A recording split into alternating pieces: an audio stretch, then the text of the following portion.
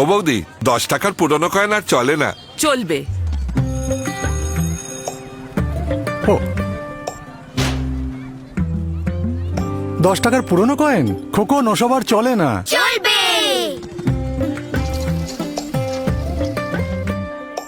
কত হয়েছে? 210 টাকা।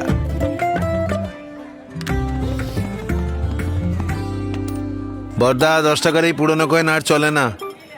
চলবে। মুদ্রা মুদ্রা মুদ্রা চলবে, নিশ্চয় চলবে।